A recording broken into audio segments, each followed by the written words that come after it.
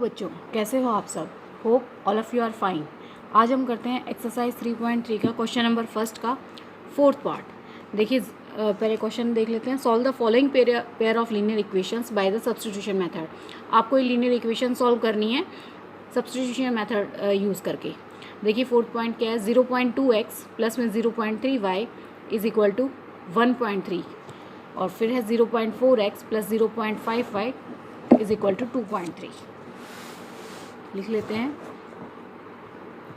Exercise 3.3 question number first का fourth part.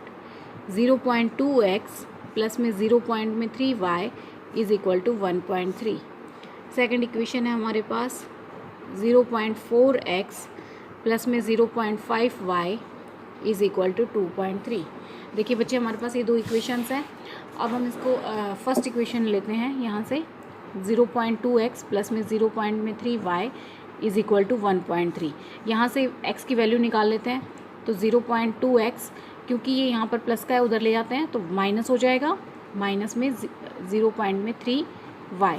और हमें सिर्फ x की वैल्यू निकालनी है तो यहाँ पर सिर्फ x को रखेंगे, बाकी चीज़ों को नीचे ले आते हैं।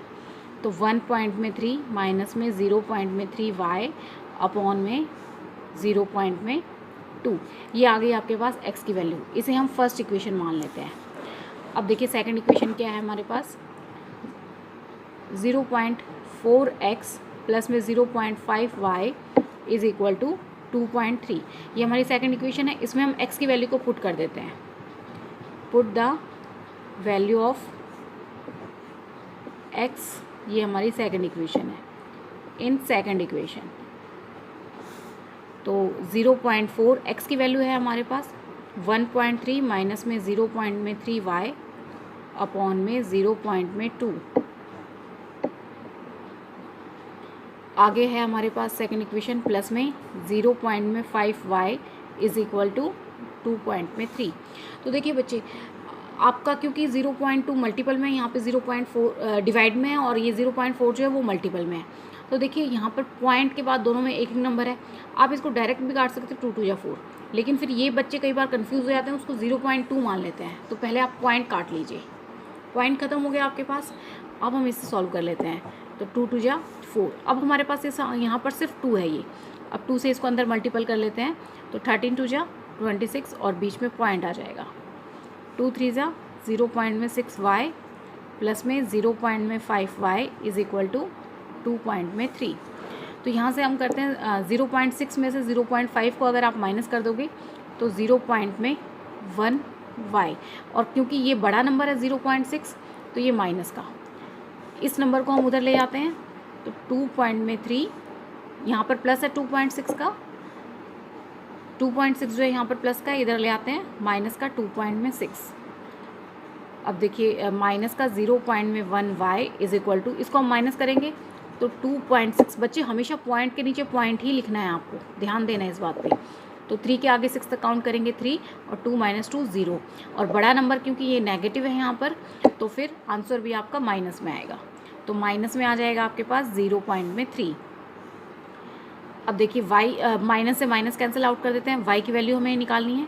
तो 0.3, 0.1 को हम नीचे ले आते हैं, 0.1, उससे क्या होगा, पॉइंट से पॉइंट कैंसिल हो जाएगा। ठीक है बच्चे। अब 1 तो नीचे वाले 1 की कोई वैल्यू नहीं होती, तो y इज इक्वल टू 3। तो यहाँ पर y की वैल्यू आ गई है 3। अब y की वैल्यू को हम अपनी फर्स्ट इक्वेशन में पुट कर देते हैं। Put the value of y in first equation.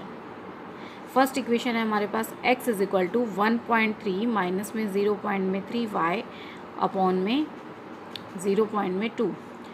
तो x is equal to 1.3 minus में 0.3, y की वैल्यू हमारे पास यहाँ पर है 3 अपॉन में 0.2।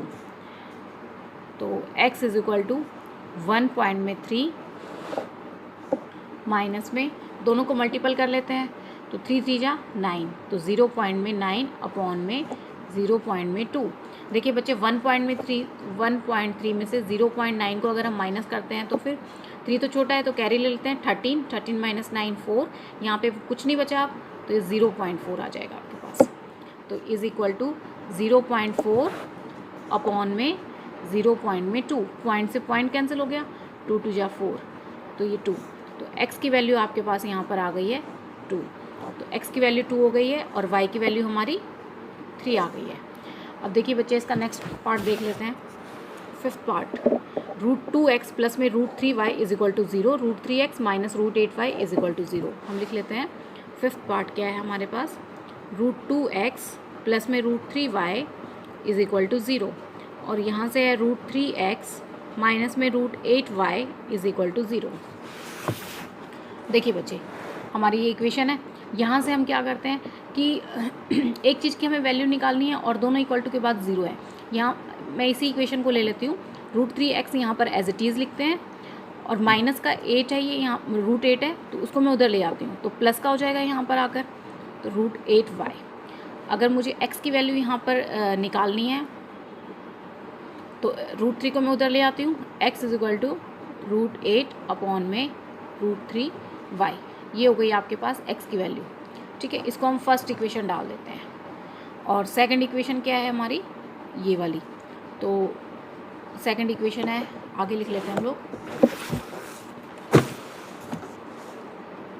√2x प्लस में √3y इज इक्वल टू 0, तो √2 x की वैल्यू है हमारे पास बच्चे, x की वैल्यू क्या थी ये देखिए, √8 अपॉन में √3y, तो x की वैल्यू हम लिख लेते हैं √8 अपॉन में √3y प्लस में √3y इज इक्वल टू 0। मैं यहाँ लिखना भूल गई हूँ बच्चे, x की वैल्यू हमने पुट कर दी है, put the value of x, हमने यहाँ पर x की वैल्यू पुट कर दी है।